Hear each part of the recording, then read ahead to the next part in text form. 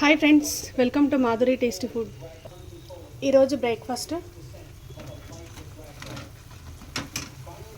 మనకి ఇంట్లో ఇడ్లీ పిండి మిగిలిపోయినప్పుడు ఇలా మనం బజ్జీలు వేసుకోవచ్చు. చాలా ఈజీగా వేసుకోవచ్చు, చాలా టేస్టీగా ఉంటాయి బజ్జీలు. అయితే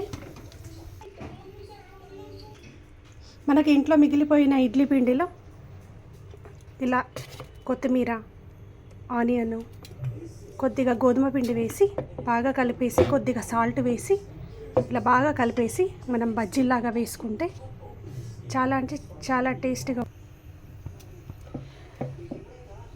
మంటను మీడియం ఫ్లేమ్లో పెట్టుకొని ఇలా బజ్జీలు వేసుకోవాలి. ఒకసారి ట్రై చేయండి ఫ్రెండ్స్, నా ఓన్ రెసిపీ. చాలా అంటే చాలా బాగుంటాయి బజ్జీలు. పల్లీ చట్నీతో సూపర్ ఉంటాయి. ట్రై చేయండి, లైక్ చేయండి, షేర్ చేయండి, సబ్స్క్రైబ్ చేసుకోండి ఫ్రెండ్స్. ఇలా పిండి వేయగానే రెండు వైపులా తిప్పుకోవాలి. కొద్దిగా ఒక చిటికెడు బేకింగ్ సోడా వేసుకుంటే బజ్జీలు అయితే సూపర్ వస్తాయి ఫ్రెండ్స్. ఇలా పల్లీ చట్నీ, అల్లం చట్నీ వేసుకొని తింటే చాలా సూపర్గా ఉంటుంది ఫ్రెండ్స్. లైక్ చేయండి, షేర్ చేయండి, సబ్స్క్రైబ్ చేసుకోండి.